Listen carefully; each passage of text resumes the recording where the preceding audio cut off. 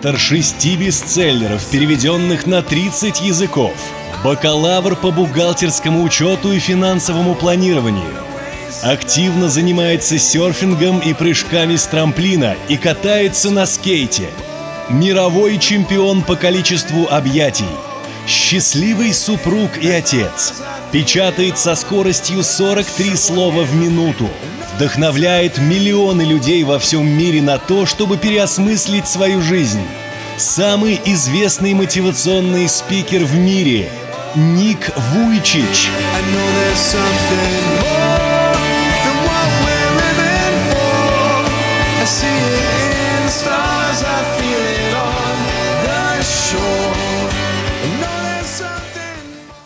Москва, привет!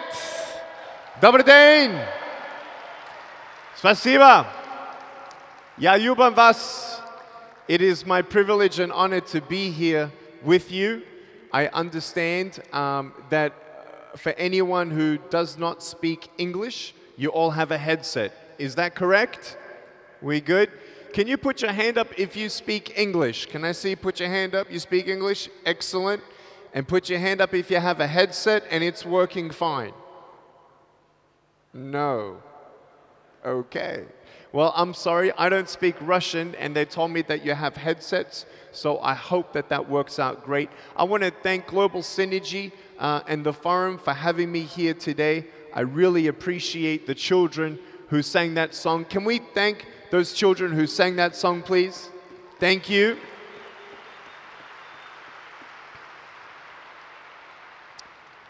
I want to say today that I don't know who you are and I don't know what challenges you have, but not all challenges are bad.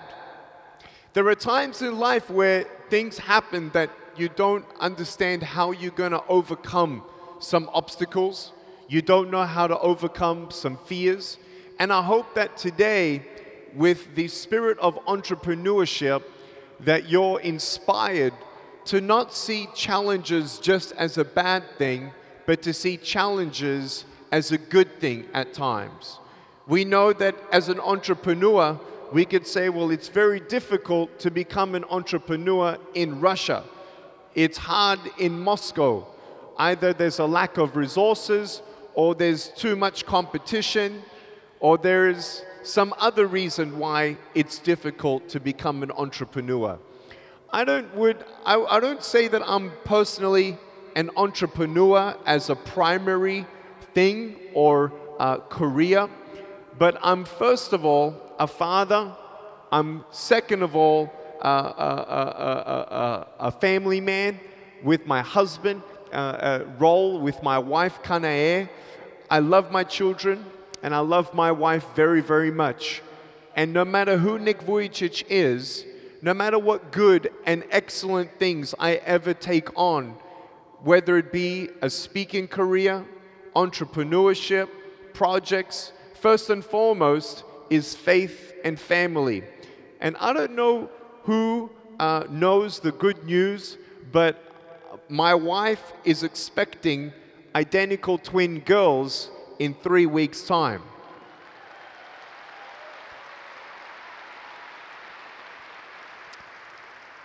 We already have 2 boys, 4 and 2 years old, Kiyoshi and Dayan, and they're already taller than me. And I used to be somebody who, oh, there they are. Yeah, aren't they beautiful? Klasno. Krasiva. I never thought that my dreams would come true of being happy. I never thought that I would have peace in my heart. I always thought to myself that I would always be alone. But my parents taught me some great principles and values to dream big and to never give up. I was convinced that I would never be able to get married and even hold my wife's hand. Well, I don't need hands to hold my wife's hand. I just need to be the husband that holds her heart. And you don't need hands to hold your wife's heart. How am I going to hold my kids when they're crying, I thought. Well, I cannot put my arms around them, but they put their arms around me. And what I want you to understand is that the power of perspective of challenges is so key. You know, my mom and dad, they had a wonderful perspective and really amazing foundation of love. They loved me. They told me that every day. Nick, you're beautiful. Nick, don't worry about what anyone else says about you. Nick, you can do anything you put your heart to. I want you to know that if it wasn't for a foundation of love, I wouldn't be who I am. If it wasn't for a foundation of love, I actually wouldn't be happy. Let me ask you two questions today. Who are you and what do you want? I want to be real with you and tell you that achieving goals, there's nothing wrong with achieving goals. There's nothing wrong with making money. But your identity and your value has nothing to do with what you achieve or what people think of you or how much you have. We need to first get rid of that mentality of disability, of victimization. When we have a challenge, the first disability we have is poor me. I have no arms and legs. Maybe your situation is different. Maybe you have an alcoholic father. Maybe you have a lack of skills. Maybe you want to start a business, but you need money to start a business. Now you can either sit in the corner like I could have sat in the corner and said, you know what, I have no arms and legs, I have no arms and legs, but my parents said, stop complaining about what you don't have and try change what you can. Be thankful for what you have, because when you're thankful for what you have, now you use what you have. Have you ever thought of it this way? Success? Success is not how much money you have. Success is understanding that somebody to have success was a master of using what they had to the best of their ability. For instance, if I don't know how to invest properly $100, how do you think I'm going to be able to know how to invest $1,000? For you in your life, we come on this victimization of angle saying, well, I wish I had this and I wish I had that. When my parents said, Nick, don't wish for arms and legs. God didn't give you arms and legs, but He gave you a brain. Use your brain. You have a little foot. Do something with your little foot. I want to ask you today, what are you thankful for?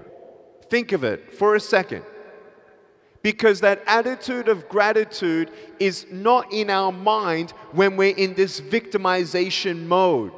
Everyone's against me. I wish I was in a different place. I wish I was brought up different. I wish I had more money. Stop being a victim and see what you do have and give yourself a chance. I don't want to talk about broken pieces in your life. I want to talk about you, where you're at right now in your heart and your goal. Because no matter where you are starting, we all start from the beginning. Take one step at a time, one step at a time, one step at a time. You don't know what's around the corner till you go around the corner. I don't know what I can achieve with my little foot until I try. Thomas Edison, he made the light bulb. Anyone know how many times he tried to make the light bulb? 10,000 times. Thomas Edison changed everything. Look how many lights we have. They probably have 1,000 lights in this auditorium. How many light bulbs are there in the world? It was because it started with a vision and a dream, and he didn't talk about what he didn't have. He tried his best with what he did have. And when someone came up to Thomas Edison and said, hey, how does it feel failing 9,999 times? You know what he said? I never failed 9,999 times. Now I know 9,999 ways in how not to make a light bulb. Isn't that interesting? Is it okay to fail, Moscow? Is it okay to fail? Da? If you fail, are you a failure? Niet. Is it okay to fail? Yes. Who do you know who has never failed at anything? Has your dad failed at something? Has your mum failed at something? Have you failed at something? Has your spouse failed at something? We all have something in our life that we go through our ups and downs. If you see my foot, ups and downs, ups and downs, ups and downs. And I want you to know that you need to be your biggest encourager. You can be victimized by people who say, oh, that's your dream and goal. It's never going to happen. Guess what happened when I told my mom and dad that I wanted to be a speaker? You know what she said? What? You want to be a speaker? I said, uh-huh. She said, what do you want to speak about? I said, I don't know. She said, who's going to want to hear you speak? I said, I don't know. She said, are they going to pay for you? I said, I don't know. She said, do you have any invitations? No. How are you going to get them? I don't know. She said, even if you had something to say and someone wanted to hear you speak and they paid you, how are you going to get to this speaking engagement? Good questions, right? Now, it wasn't demeaning from my mum and dad. My mum and dad are very logical. They're very wise. My mum and dad always said, Nick, work hard. Life is not going to be just something that you get given things. You got to do something. Don't be victimized. When I went to the shopping mall and I saw a toy that I wanted, when I said, Mum, I want that, you know what they said? No. Pay for it yourself. But I have no money. Good. Then figure out how you're going to get money. You see, they were not mean to me, but they didn't want me to be a victim, to believe that everything is owed to me. They said to me, your brother Nick takes out the rubbish bin. Your sister is too young. You can do something at the house and get paid. What do you want to do? And I said, you know what? I'll vacuum the floor. At 6 years old, I started vacuuming the floor, walking like this, and holding the vacuum cleaner like this, and going like this. And a week pay would be $2. If I wanted something from the store that costed $15, I'd have to save for 7 weeks or 8 weeks. Do you know what that taught me? It taught me patience. It gave me dignity. It helped me to understand how important it is to save money, to set goals. All of those lessons came from my parents saying no to that toy. Please don't be a person that gives everything your children want. I'm very generous to my children, but I also set goals for them. And I want you to know that those early things that my parents did for me helped me to understand, you know what? I have control over maybe not everything, but I'm going to take control over what I can change. That led me to a financial literacy career. In my mind, knowledge, expansion of a world of financial independence. I went into stock market investing at age 16. Me and my brother, when my dad was at work, we traded his money on the stock market for him. We were teenagers. At age 19, I bought my first real estate investment property and made 50% in 1 year. I want you to know that dreams can come true, but you need to be faithful with the little things first and try to figure out what mental disabilities do we have when it comes to dreaming big. You might think that you will have people who will put you down, and you think that maybe my mom and dad were not encouragers to my dream, but guess what? They were not the biggest discouragers either. I was. Think of the 3 biggest discouragers in your life. Who are they? It only takes 5 seconds for someone to discourage you. And you walk away, and guess what you do? You repeat it in your mind. When I go to school and people look at me and tease me at school, it takes 3 seconds to say, you're ugly, you're ugly, you're ugly. I walk away and I'm thinking, I'm ugly, I'm ugly, I'm ugly. You are your biggest discourager or encourager. Don't play the victim role. Second thing, have an attitude of gratitude. I want you to think of something right now. I want you to think of actually the top 3 things that you're thankful for. Think of them. Are you a person who's thankful?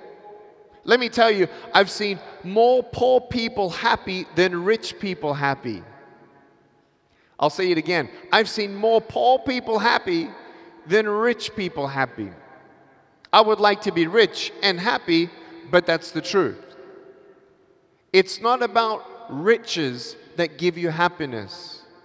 But if I told you right now, I want you to think of 3 things that you're happy for, I don't think money is there.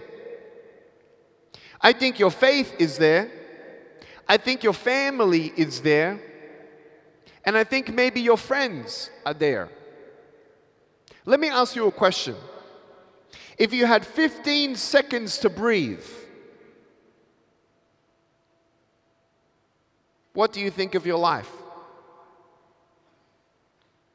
When was the last time you hugged your wife? Or took her on a date? Or bought her flowers? Or massaged her stinky feet?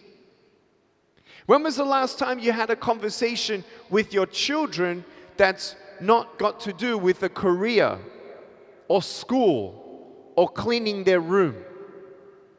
You see, my dad had 3 jobs. He was very, very busy. And my dad was a leader of a Protestant church. He did that voluntarily. And he did 3 jobs, plus start a church, and he had a disabled son, and 2 other children, and my mom had a full-time job as a nurse. He was very, very busy. But do you know who my dad was to me? Not just my dad. He was not just my role model. He was my friend. And I talk about him in a past tense because 7 months ago, he died of cancer. And I'll never forget the times. He was 62 years old, pretty young, many people say. Yes, very young. But I'll never forget when I was a kid that he would work so hard. But when he was home, he was home. Like when I go home, I am home. If I take my phone to the dining table, do you know what my wife does? She grabs my phone and puts it on a high bookshelf that I cannot reach. Because when I am home, then I am home. And when I'm with my family, that's my greatest joy. That's my goal. That's my passion. Yes, you must sacrifice some family time for seasons, especially when you're starting a business, but don't let the good and excellent things in this life distract you from the most important things, because today might be your last day.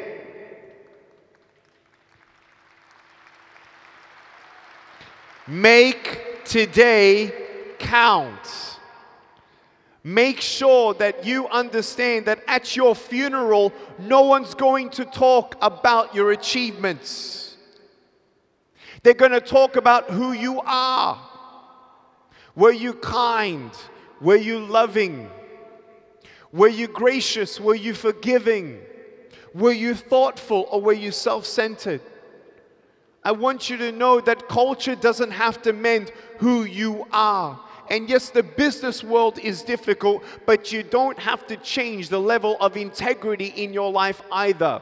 In fact, I will tell you, I would rather be a poor man with peace in my soul than a rich man who will never forget the lies he said, or regret, or shame, or guilt. Can you see a limbless man smiling? It's because he has nothing to do with arms and legs. And I'm telling you, young entrepreneurs and older entrepreneurs of Moscow and the future of Russia, your integrity matters. Because who you are and how you do what you do sets the bar and the foundation of this nation. That practices of many countries, I've been to now 68 countries, and there are many business people who believe that it's okay to bend on different integrity levels. I'll tell you right now, the moment you are not integrity as a citizen of Russia, I want you to know that you have stopped the full potential of this country. It is with integrity that we do everything we do, and that's life. How do I expect my sons to know how to be a good husband who cherishes their wife if I don't show them how I cherish their mother? How will I expect my sons to know what generosity is until they see their father donate his time and money, $1 million, through our nonprofit organization to setting sex slaves free, orphanages that they can get medical equipment, wheelchairs, whatever it is? You got to be real, and we must step out of that bubble of wanting more and not being thankful for what you have. Ask yourself today, who are you and what do you want? Today, call your mother or your father if they're alive, or your wife or your kids. Tell them that you love you. Tell them that you love them. In fact, with the permission of the person sitting next to you, I want you right now, with the permission of the person sitting next to you, give them a hug or give them a high five right now. Go.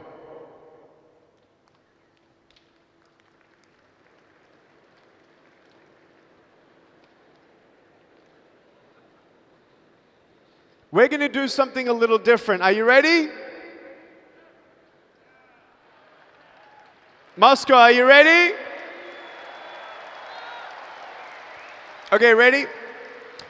Put your hand up if you've never told anybody your goals or your dreams. Put your hand up if you've never told anybody your goals and dreams. Let me see it. So you've all told somebody? No? Okay, couple of you. I want you right now to turn to the person next to you. We're going to do this for about 3 minutes altogether, 3 or 4 minutes. I want to tell you why I'm doing this later, but I want you to turn to the person next to you, tell him your name, tell him what your goal is, and the biggest obstacle standing in the way. So in a moment, you're going to turn to the person next to you, and you're going to tell them 3 things. Your name, and then they're going to tell you their name. Then you're going to tell them your goal, and they're going to tell you their goal. Then you're going to tell them what's the biggest obstacle and challenge that stands in the way of you and that goal, and they're going to do the same for you as well. Ready, set, go.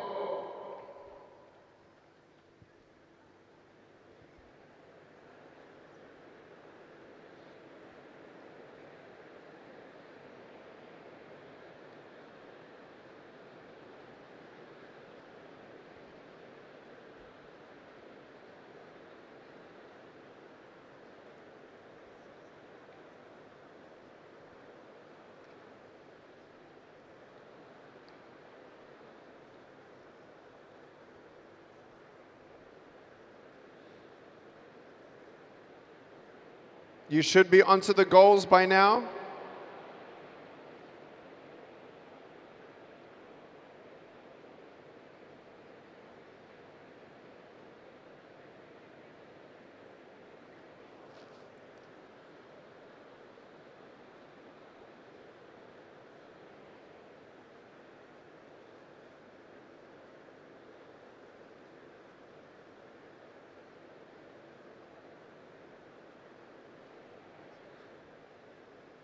water.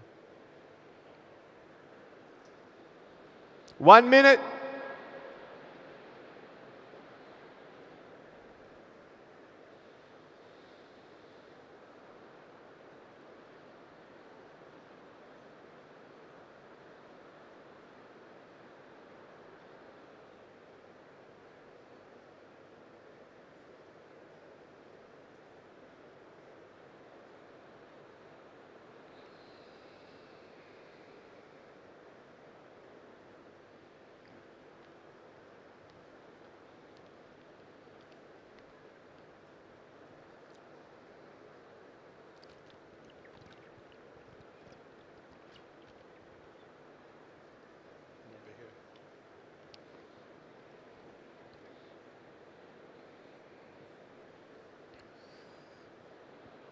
Ten seconds.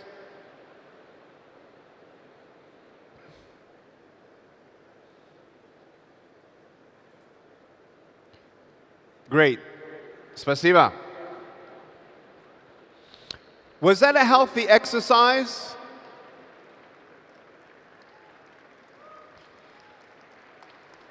Was that good? Did it feel good? Isn't it cool to know someone else's goal and dream? It's not just their name, it's their goal and dream. And how good does it feel to know that you're not the only one who has a goal and dream, and you're not the only one that has an obstacle that's stopping them achieve their goal and dream? How cool would it be if I could actually tell you that most of the obstacles and challenges that you all heard are actually possibly a factor that they can overcome? I'm not going to say that everything is possible, but if someone is scared, you can overcome fear. You overcome fear by courage. Fear of what people think of us, fear of rejection, fear of failure. The way that I love to demonstrate courage is I'm actually going to jump off this table, do a backflip, and then land on the floor, okay? Are you ready? Ready? 1, raz, dva. Nah, man, are you serious? If I did that, I'll break my arm or something. But I want you to know that I'm not going to jump off this table because there is no purpose to it. There is no benefit and there's only pain.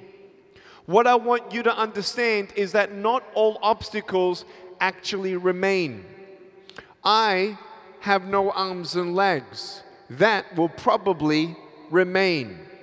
But if the obstacle is that, well, I want to start a business, but I don't have the money for it, well, again, you got to be open to that possibility that one day, somehow, sometime, that obstacle could be removed.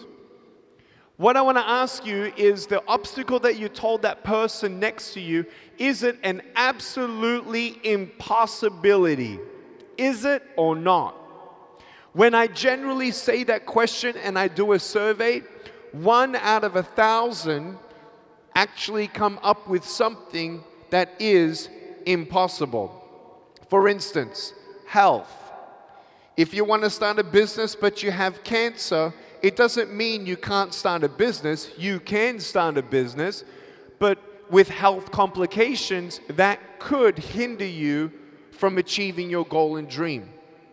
What I want to establish in your mind is the difference of not impossible or possible, but impossible, possible, probable. I don't want to just know if something's possible. I want to know if it's probable. And I will tell you that as long as you have a mentality of doing your best in every situation, that even when you don't expect those blessings to come, that if you're actually on a plane and you sit down on the plane, you have a choice to either open your mouth to the person next to you or not open your mouth to the person next to you. Guess what? I was on a plane one day and I had a project and I happened to sit next to an expert in the field and I gained so much wisdom, it could have costed me $30,000 in tuition in a specialty just to know what I learned therein. You got to be ready for those moments that are unexpected. You can't just say, I'm never going to do it, I can't do it. No, what are you doing to not just make it possible, but actually closer to probable? Talking about all these obstacles and challenges, I want to talk about my own personal career in how I started speaking. I want to tell you this because it's a wonderful story. I want to ask you, who do you think was the first person to look at me and say, you are going to be a speaker? It wasn't my mom and it wasn't my dad. In fact, my dad said, Nick, you need to start an accounting and financial planning business because then you can get employees to be your hands and your feet. Great advice, right? I was 6 years old. And he pushed me so hard in mathematics that I was first in my class, that they put my mathematics class with the older children 1 year in advance. And I did go through with a double degree in accounting and financial planning. I failed accounting though in high school. I hated accounting. I thought it was very, very boring. Today, I now know how to read profit and loss, cash flow statements, and balance sheets. What I want you to know is that my parents definitely never thought that Nik Vujicic, without arms and legs, could go on 2,500 planes around the world, meet 17 presidents, and speak to 10 governments, where governments change their laws and their practices to bring in more special needs children into an education system or society. Who ever thought that a man without arms and legs could reach out to the world and hug the world? I hug everyone that I can see.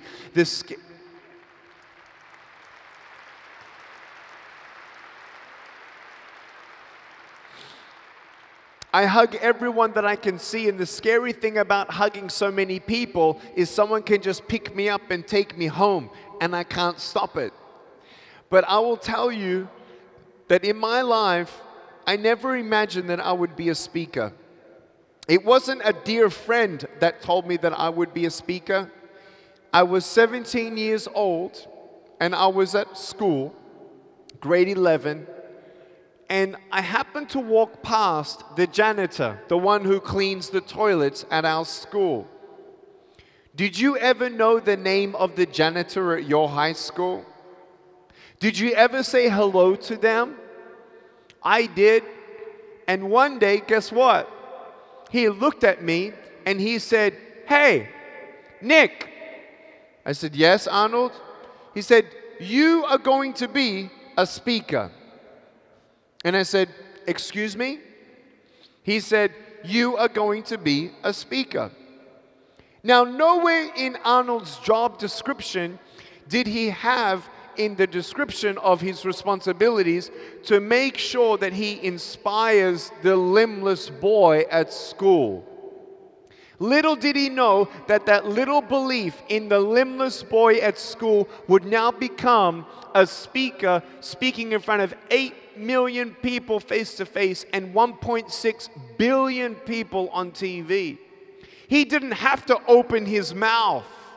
He didn't have to take time to look at me in the eye. He didn't have to do anything, but he did. And look what happened when he invested that one moment of belief in me.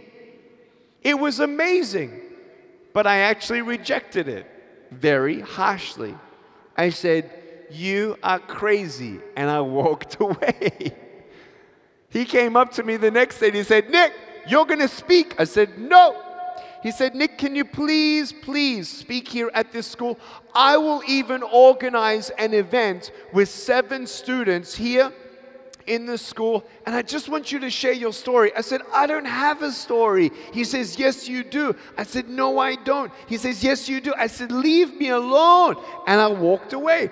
The next day, he sees me, and I look at him, and I run away. He runs after me. After 3 months, I finally said yes, because he got so annoying. And in front of 6 students or 7 students, I spoke from my heart. And I was very nervous. My palms were sweaty. My knees were shaking. I didn't know what I was going to talk about. And then I started seeing this girl cry, and I'm like, are you okay? And she's like, uh-huh. I said, what's wrong? She says, nothing. I was just touched in my heart. And I'm like, really? Cool.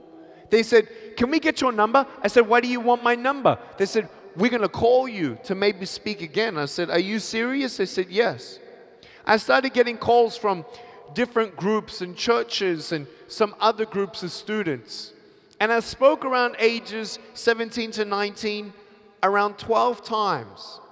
And one night after a speaking engagement, my mom was waiting for me, and the people who took me there to the speaking engagement dropped me back off at home, and my mom is looking at me like this. And they said, hi, Mom, we need to talk. And I'm like, okay. So we go around the house, and she sits down, and then she gets up and she's walking like this. And I'm watching her walking like this, and she's walking. You know what? I want to know the truth. I want to know what's going on. I said, what do you mean? What do you mean what's going on? What? She said, I don't know, but I want to know something. What are you doing? I said, what do you mean? She said, these strangers, they pick you up. I don't know who they are. They take you for 2 hours, and then when you come back, you're smiling and they're crying. What are you doing? And I said, I'm speaking. She says, what are you speaking about? I said, I'm sharing my story. She says, you have a story? I said, I think so. And she said, is this a hobby or a job? And I said, a job. She said, do they pay you? I said, no. She said, then it's not a job. She said, listen to what your father said.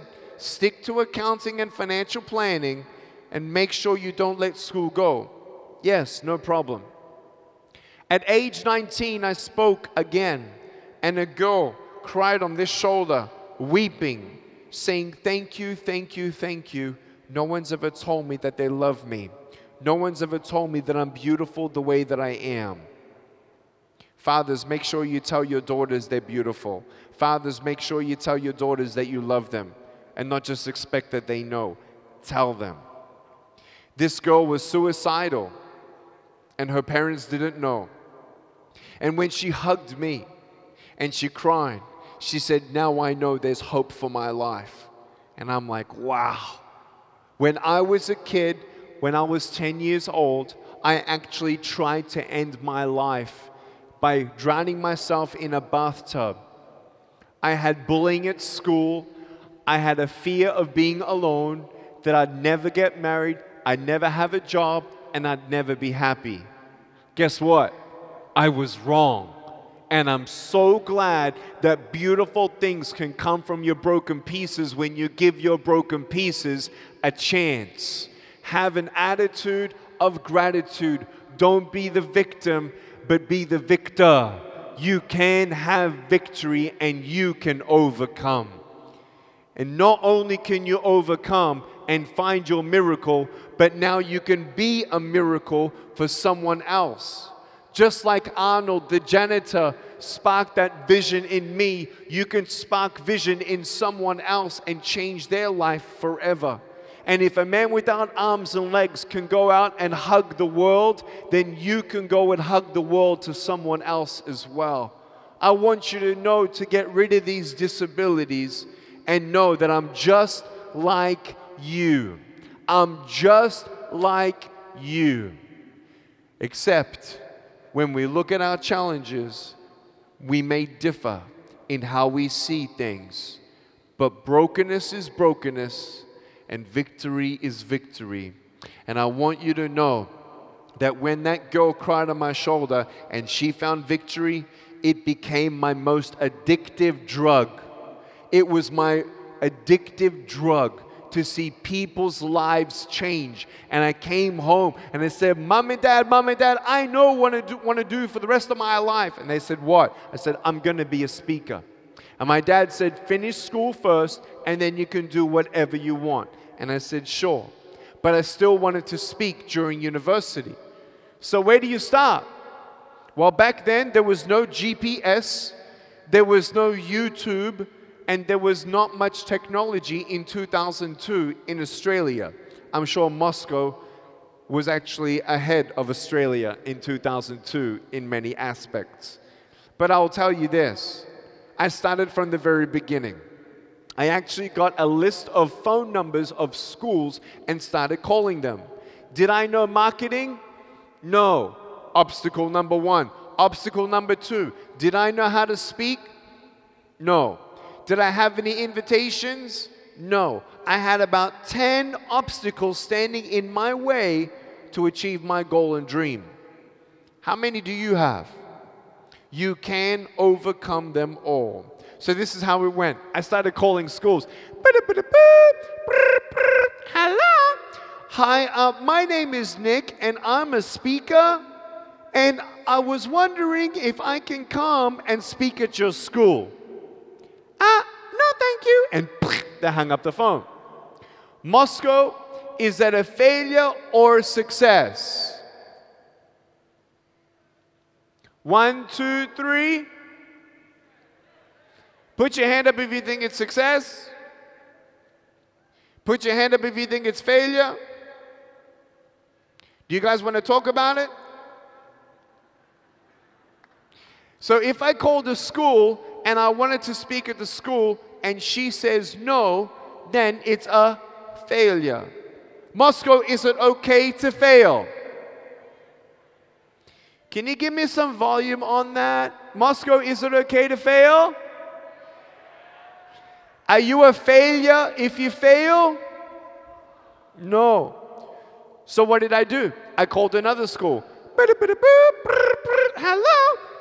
Hello, my name is Nik Vujicic and I have no arms and legs. What? I said, my name is Nik Vujicic and I have no limbs.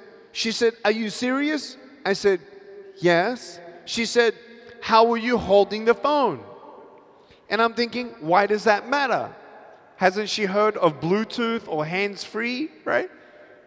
And she did not believe me and she hung up. She said, no. Moscow, failure or success? Failure. Is it okay to fail? I called another school. Hello.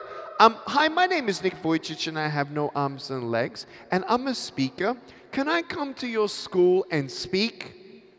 Let me check with the principal. I'm like, whoa. She said, can I have your number? I said, yes. So I gave her my number and I'm waiting for her to call me back. And I'm like, oh, I'm going to be a speaker. I'm going to be a speaker. I'm not going to be an accountant. Accounting is boring, right? My phone rings. I pick it up. Hello? Is this Nik Vujicic? I said, yes. She said, well, I talked to the principal and we agreed that if you have no arms and legs, maybe you should definitely not come because you're just going to scare all the children. Now, was that offensive? Yes. Did I get angry? Only a little bit. Why? Because some challenges are good. I'm not the one that missed out. She's the one that missed out, not me.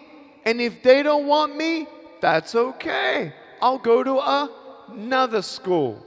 So I called 5 schools, 9, 15, 24, 29, 38, 45, 52 schools said no.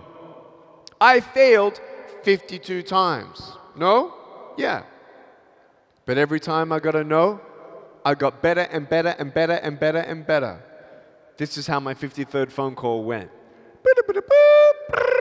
Hello? Hello, my name is Nik Vouchich and I'm a motivational speaker, and I was wondering if I can come and speak at your school about bullying, self-esteem, dreaming big and never giving up. And she said, okay. And I'm like, what do I say now? I wasn't ready for success. Was that failure or success? Success. And then I got nervous and I said, can you pay? She said, what? It's not for free? And I said, no, unfortunately, I have some costs. She said, well, what's your cost? And I'm thinking, I don't know my cost. I don't know what I'm doing. I said, how about 50 bucks? She said, okay. And I'm like, oh yeah, 50 bucks, not bad. I got a job. Guess what? I wrote down her address and I said, thank you very much. She said, can you come next Tuesday? I said, yes. She said, okay, we'll see you then. And I'm like, all right. I hung up the phone and I'm like, success! I'm gonna be a speaker. I was so excited. And then guess what? I looked at the map. Now there's no GPS, remember? So I got the book. We had a map in a book. And I'm turning the page and I'm trying to find, where is this school? It's a 2.5-hour drive. And I'm like, oh, failure. How are you going to get there? And all those voices in your head, this is silly, this is crazy, you're not going to do this, you can't do this, you're going to fail, you're not going to be a speaker. And all those voices are in your head, just like mine. And so I didn't want to go up to my parents because they didn't believe in my dream. So I went to my brother. My brother was 16 years old and he's watching the TV like this. And I come into the room and I say, hey bro. He says, yeah. I said, I got some good news. Oh yeah, what's that? Oh, a school wants me to speak. Oh, that's nice. And I said, hey, can I ask you for a favor? And he said, wait. You want me to take you to the school, huh? And I said, please, bro, you don't understand. I called 52 schools and they all said no, and I finally got a yes. I can't afford to cancel. Please, can you help me? He said, okay, calm down, calm down. He said, where is it? And I said, the address is in my room. He said, okay. He said, when is it? I said, next Tuesday. And I was hoping he would say yes, and you know what he said? Nah. I said, why not? I'm busy. I said, you're busy? I said, what are you doing? He said, nothing. And I walk away. And I'm thinking, you know what? I can't afford to cancel. I came back and I said, hey bro, I'll give you 50 bucks. And he said, okay. So now he's driving the car on Tuesday and he's seeing all the houses disappear. And he says, where are we going? And I'm in the other front seat looking at the map. And I said, we're driving for 2.5 hours. He said, 2.5 hours? I said, yeah, you shouldn't be worried. You're getting paid. He said, yeah, okay. He said, but where are you speaking? There's all farms here. Are you speaking to the animals? And I said, no. He said, do you know how many kids are going to be at school? No. He said, do you know how long you're going to be speaking for? No. He said, why didn't you ask him that? I said, I don't know what I'm doing. All of a sudden, I'm freaking out. I'm so scared. I get to the school and I hug the headmaster and I say, thank you so much for having me. I just have 2 questions. She said, yes. I said, how many people are going to be there and how many minutes am I going to speak for? Now, imagine I have a lot invested on this one speech. I called 53 schools. I paid my brother 50 bucks. I paid petrol and fuel for the car. There's a lot on the line. 2.5-hour drive there, 2.5-hour drive home, 5 hours. And I didn't ask those 2 simple questions. She said, we're so excited. We want you to speak for 5 minutes. And I'm like, oh, all that for 5 minutes? And I'm trying to calm myself down. My brother, he walks away laughing out loud. And I'm thinking, you know what? Maybe it's a big crowd. Maybe it's a big crowd. I said, how many people are going to be there? She said, oh, we have all of our leaders, 10. I felt like a failure. Those voices, you're an idiot, you're stupid, you're never going to be a speaker. This is crazy. This is not a good business plan. You failed. And all those voices were in my head while I was up on stage. I came off stage and I gave my brother 50 bucks. There's your 50 bucks. I said, don't tell mom when we get home. I get home and my mom sees me as soon as I go home. She says, hey Nick, how was the speech? It was good, mom. And I went into my room and I closed the door and I didn't come out for a meal. I cried and went to sleep. I believed that my dream would be impossible. In the morning at 8:30, very early for a 19-year-old, my phone rings. I'm like, who's calling me so early? And I didn't pick it up. Second time. And then I remembered what happened the day before. I got depressed. I got angry. I got sad. Third time. Okay. So I pick up the phone. I'm half asleep. Hello? Hello, is this Nik Vujicic, a motivational speaker? Yes. Hi. Harasho. Good morning. How are you? Как дела? Good. We heard that you speak about bullying. Is that true? I said, yes. She said, great. We heard that you're very, very good. And I said, okay. I said, who did you hear that from? She said, we called the school that you were at because they told us you were going there and you made a difference in the leadership of the school. I said, okay, thank you. She said, Nick, we want you at our school. We'll do whatever you need. We'll pay you $150 and we'll pick you up. We'll look after you. We'll do whatever we need to do. But just tell me one thing. We don't know how to do one thing. I said, what's that? She said, you're such a good speaker, it must be impossible to get on your schedule. How do we get on your schedule? And I said, let me check my schedule. I got my schedule and I opened up the book, blank page, blank page, blank page. I said, how about next Friday? She said, what? You have an opening? I said, yes, I do. She said, wonderful, we'll take next Friday. She said, are we good? Do you have any questions? And I said, yeah, I have 2 questions. How long would you like me to speak for and how many people are going to be there? She said, we would like you to speak for 20 minutes in front of 500 students. Does that sound okay to you? I said, yes. Moscow, failure or success?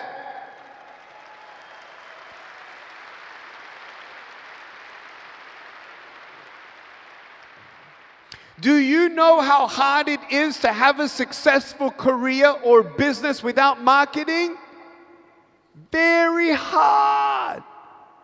Do you know how much money I put into my own marketing? 0.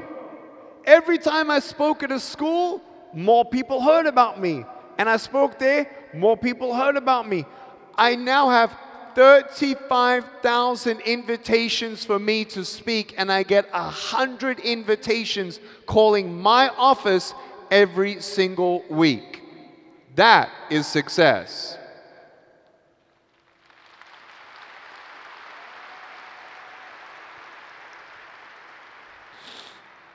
My website is attitudeisaltitude.com. Attitudeisaltitude.com. And I want you to know that your attitude is altitude.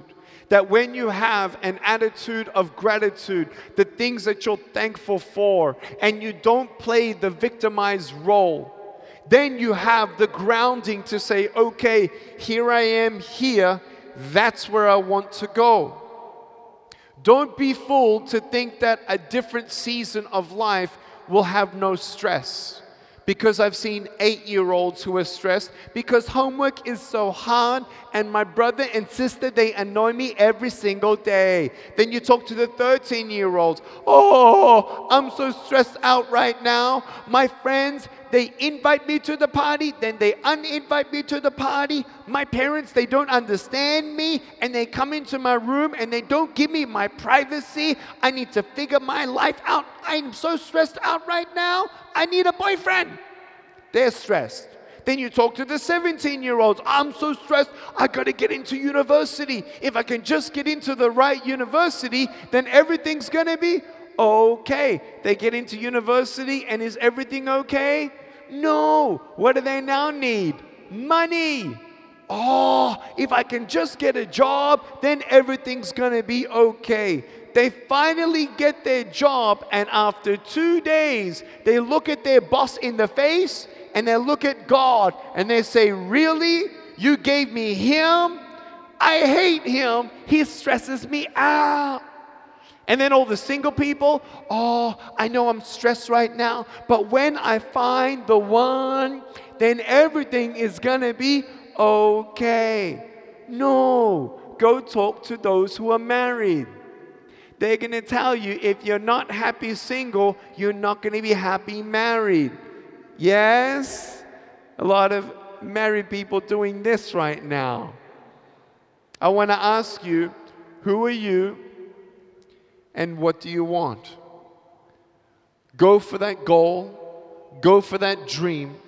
If you're single, then you don't have to think about your wife or your children. You're in an optimum time to start something. Now that I'm a husband and a father, I have more responsibilities and burdens in my filtering of my decision processes. But as I take one step at a time, if you fall, if you fail, you can still get back up. Failure equals education. Write that down. Failure, like a mathematical equation. Failure equals education. And underneath that, obstacles equals opportunity. I had an obstacle about not knowing anything about marketing. Could I have said, well, I give up? Yeah. Or I could say, you know what? I'm going to take it as an opportunity to learn about marketing. Practice makes perfect. Do what you can. If you can't change what you can't change, you can still change what you can. Read books. The YouTube channels of so many entrepreneurs are so inspiring. So many different people's stories that I've been touched by. I hope that you've been touched by my story, but I want to share with you one of the greatest entrepreneurship stories that I could ever share. He was a guy called Edson Bueno from Brazil. Edson, at 4 years old, lived in a house that's much, much smaller than a portion of this stage. I would say the house was about 5 meters by 5 meters. He lived with his mom, his dad, and his brothers. His family was a family who lived in a house made of cardboard and wood on the streets. His family, his father, his grandfather, his great-grandfather were shoe shiners. They would get up every morning and they would shine shoes of the business people, making a little bit of money, just enough to have food. When Edson started shoe shining at 4 years old, 4 years later, at 8 years old, he was running across the street and a car hit him. He became unconscious. And if it wasn't for a doctor that was there at the intersection, he actually would have died. That doctor saved his life. And when he woke up, he realized, wow, this man saved my life. I want to save other people's lives. I am going to be a doctor. No one in his family ever had the privilege of going to school.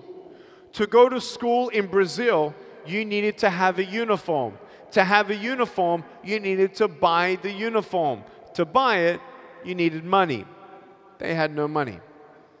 So he starved himself and did not eat for many, many months, barely eating. He saved up enough money to buy a torn uniform. His mother sewed it up, and then he was, for the first time, one person in his family who went to school. He went to school at age 8. He couldn't read. He did not know mathematics. He didn't know anything. He lagged and he failed for 2 years. He was always last in his class. But then after 2 years, he got first. It took him some time, but then from that day on, he was number one, number one, number one, number one, number one, number one, all the way to grade 12. When he was grade 12, he went to go and apply for some medical scholarships. And every time he got interviewed, the people who were interviewing him cried. And they looked at each other and they knew that this boy wasn't going to stop and he was going to fulfill his dream. He got a full ride scholarship all the way through med school and graduated with specialties at age 30. He then started his first hospital at age 33. He had 10 employees in that hospital. At age 60, he had 45,000 employees. 45,000 employees, and a company which was a medical insurance company that grossed $5 billion a year. He sold that company at age 62 for a lot of money. Did he sacrifice a lot? Yes. Did he fail a lot? Yes. But when you have dream and vision, don't just say to Nik Vujicic, you don't understand entrepreneurship in Russia. No, I don't. But Edson Bueno became an entrepreneur in Brazil. And Russia has a lot more infrastructure than Brazil and a lot more opportunities than Brazil. And he was a shoe shiner. And I don't think anyone in this room is a shoe shiner. If Edson can be a shoe shiner and then become a billionaire, what do you want? Dream big. I want everyone to stand up on your feet.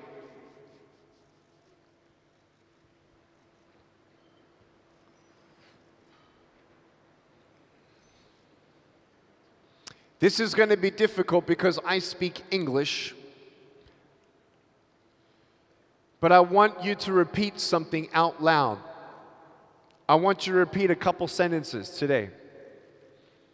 I want you to say, today I choose to not give up.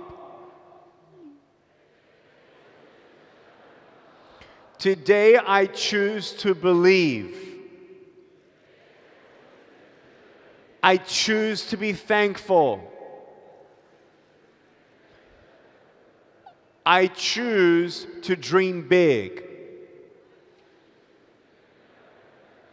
I will love myself. I will love my family. And I will do my best to love them and love everyone to make Russia a better place. Let's give yourself a hand, Global Synergy.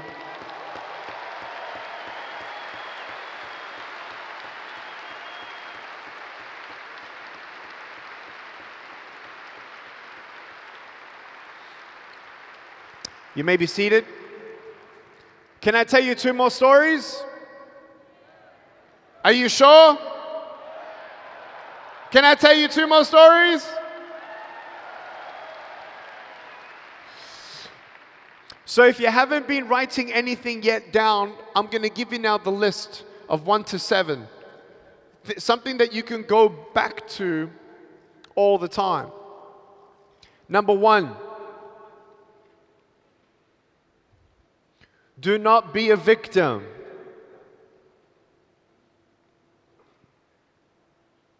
Number 2.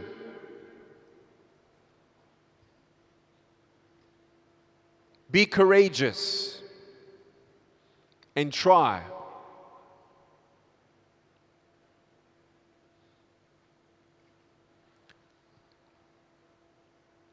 Number 3. When I fail, I will try again.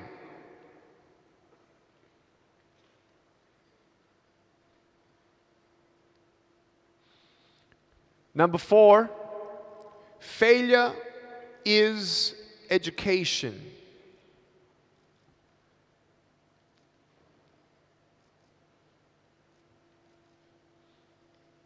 Number 5.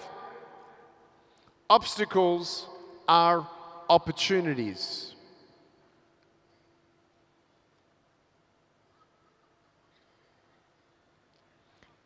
Number 6. Dream bigger.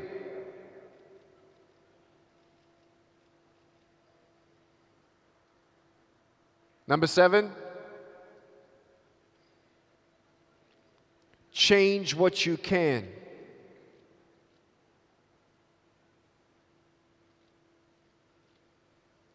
And number 8. Be patient.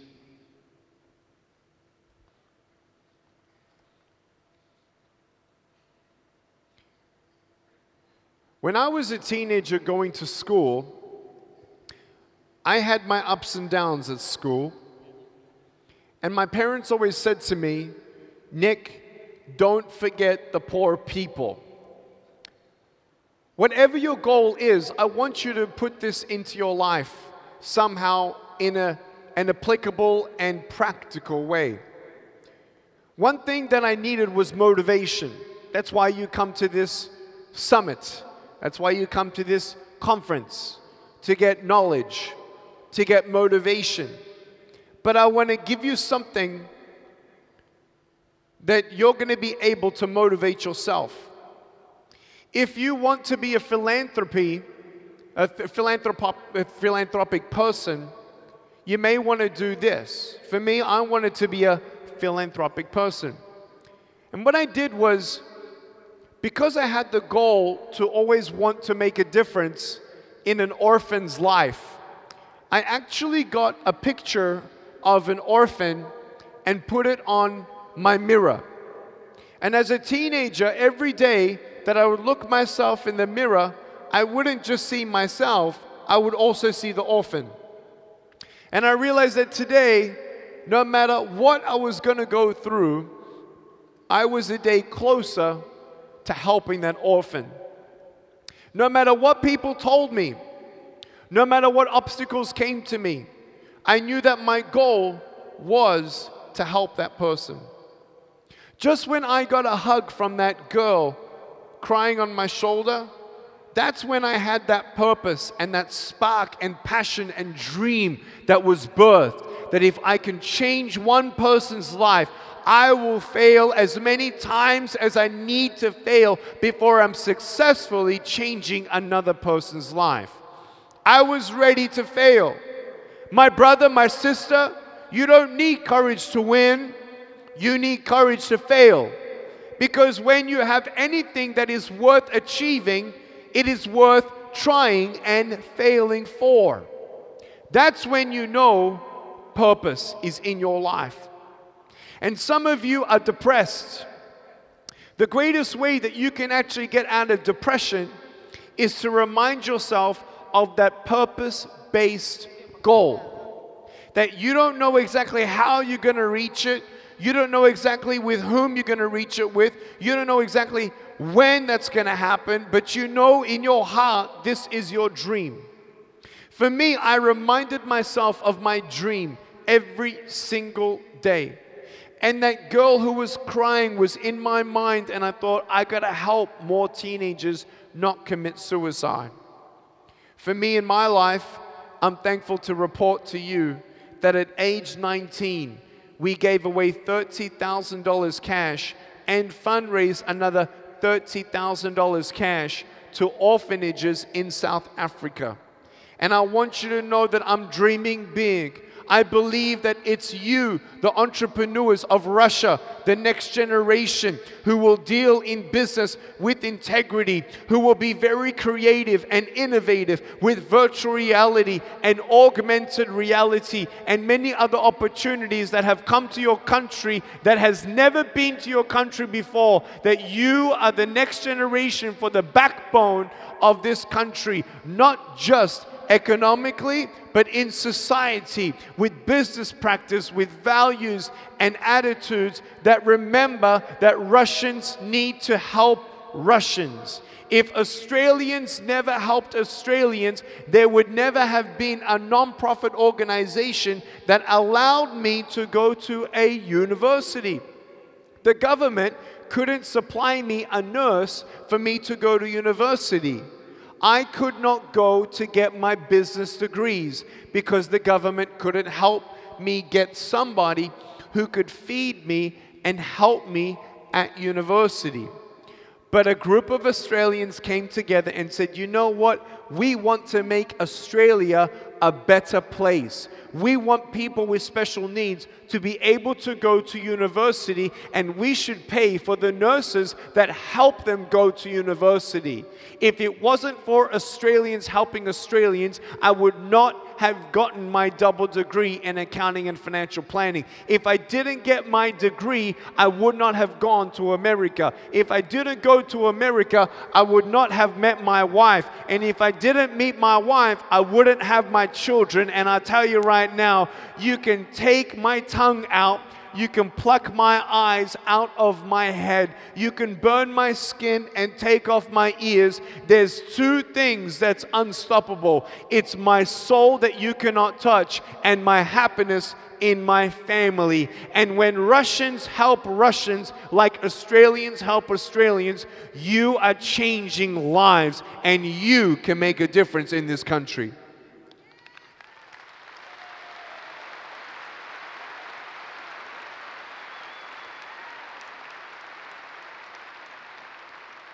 The key and future of this country is on you. It's on you. Law can't just change a country. Money can't just change a country. It's people with wisdom and drive and energy and motivation and things like this that we can bring the country to a whole new level. I want you to know that I was able to achieve my goals and dreams. And I believe so can you. And I want you to know that the greatest fulfillment, though, that I have for my last story is having my faith in God. And I love the fact that Moscow has a diverse cultural difference and everyone has a different religion.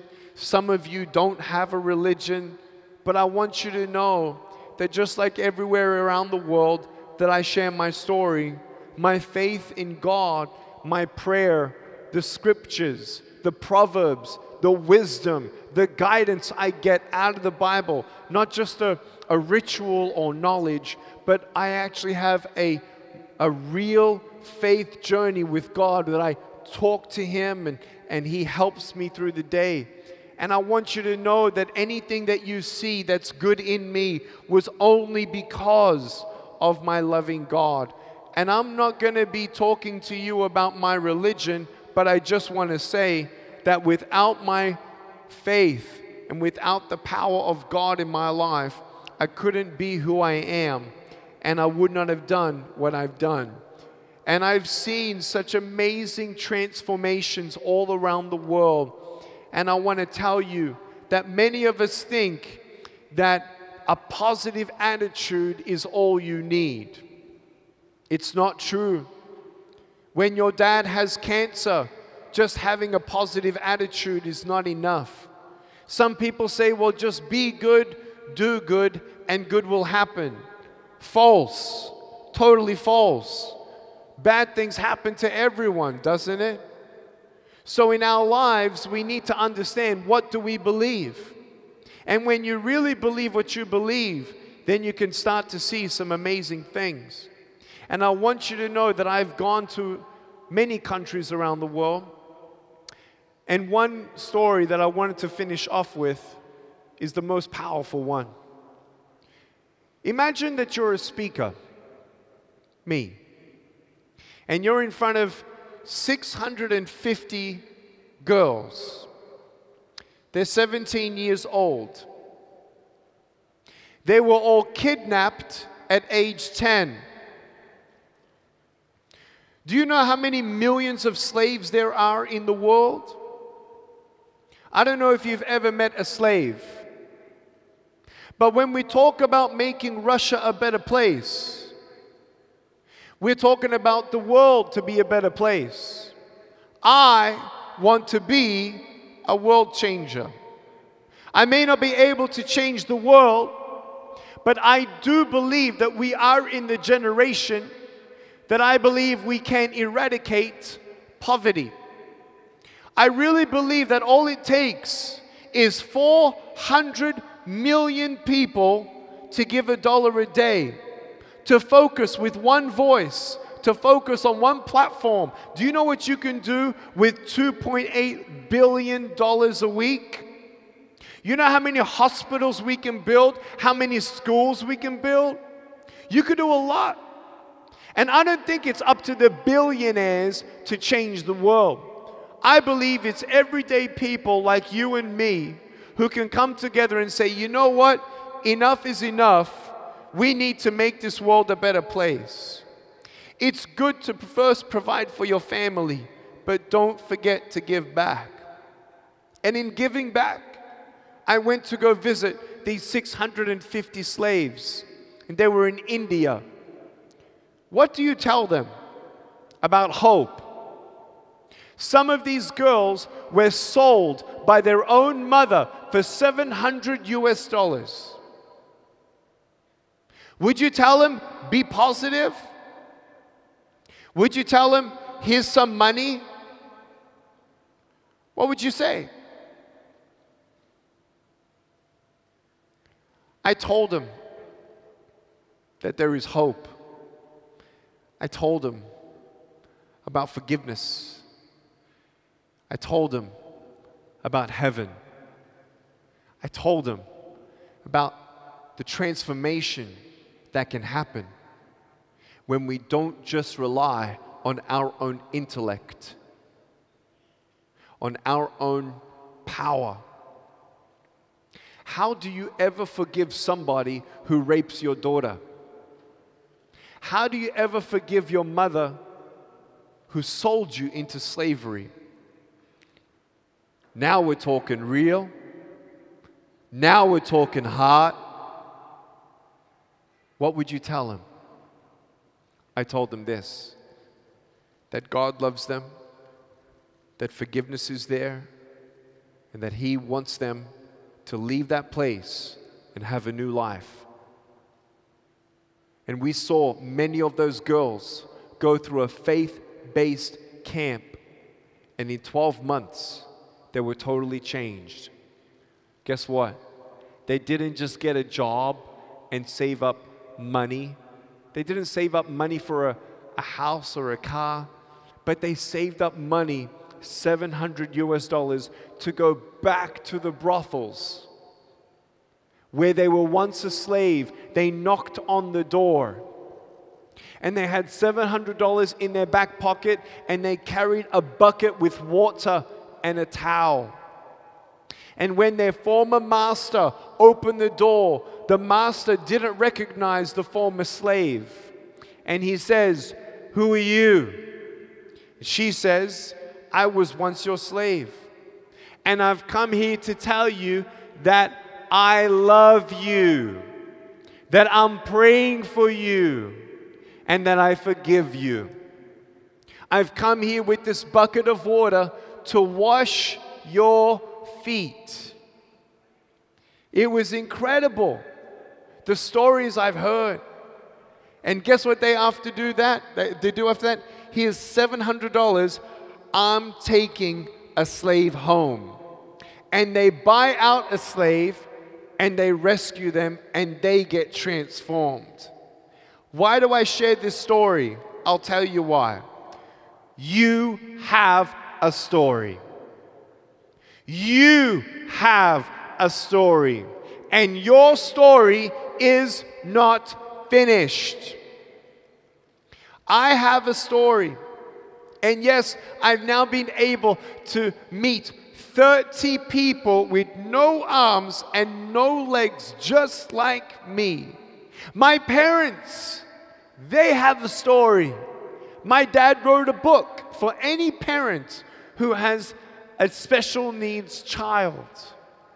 He was able to help many parents with children who have disabilities.